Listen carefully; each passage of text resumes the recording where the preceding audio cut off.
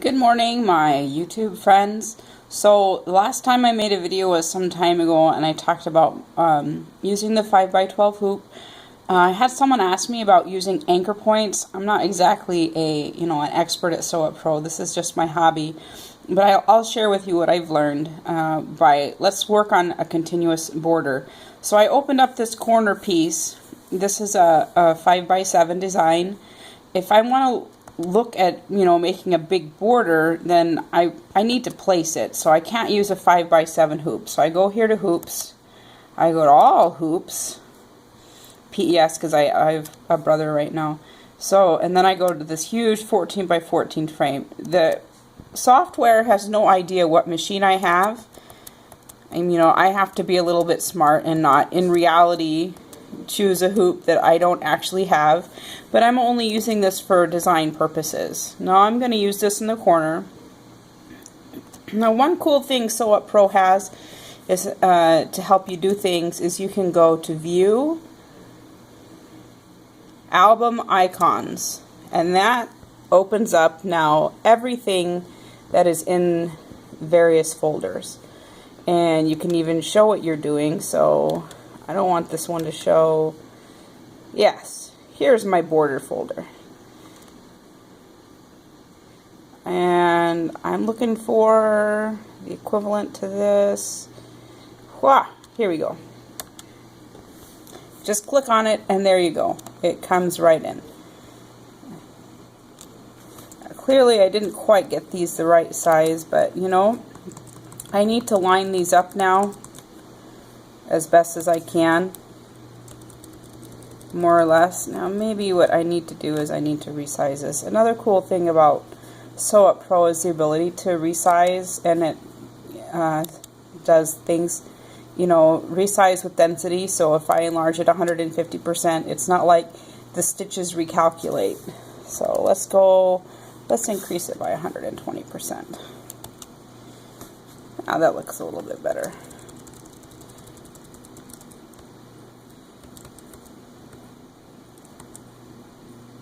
Maybe too much.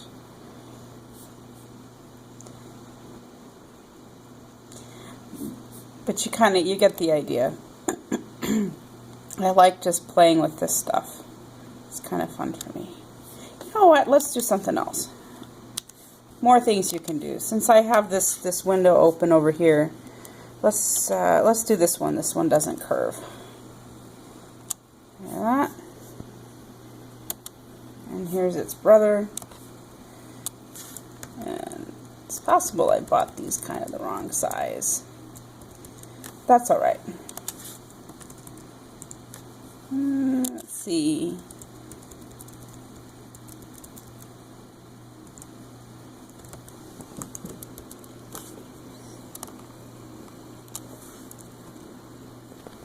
That's pretty good.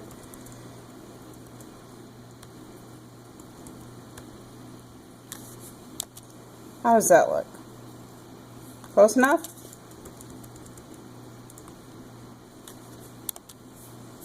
And let's do another one. And rotate. Now, clearly I do not have a 14x14 hoop. I don't know what machine that's for. Not what I have, that's for certain. So how the heck do I get it to preserve this layout as I move to my actual machine? You know what I'm saying? How would I get it to do that? Well, you do that by adding anchor points. So you go here to the cutting toolbar, open cutting toolbar. Alright, open cutting toolbar. And you have this button that says anchor points. Now what anchor points does, and I need to close album icon so you'll see it up here, is it shows me a lineup point. So say this is in one hoop and this part's in another hoop. How do I get that to line up? Well, I need to add some points.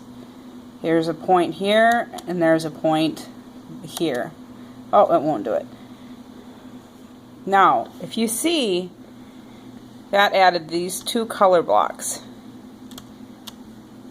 to here. So now,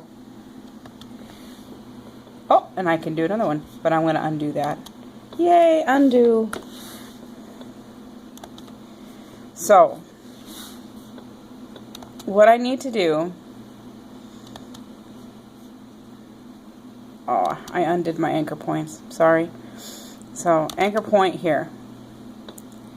And I'm going to double click for an anchor point right there. Now, make sure when you do this that you have sufficient space in your hoop. You don't max out your hoop, because you have to be able to line up these points. Alright, let's make another one. Make sure you have overlapping a little bit. Now, I have these here. What I need to do now, File, New. I need to have this. Now, you're going to go over back to the window where you just were, and you're going to select, oh, not like that, but don't worry about it. It's not a big deal. You need to select this part of your design, and you need to control click the anchor points associated with it. Right? And now you can copy, paste, and you see, well, and now you need to choose your actual hoop that you have, hoops, and 5x7.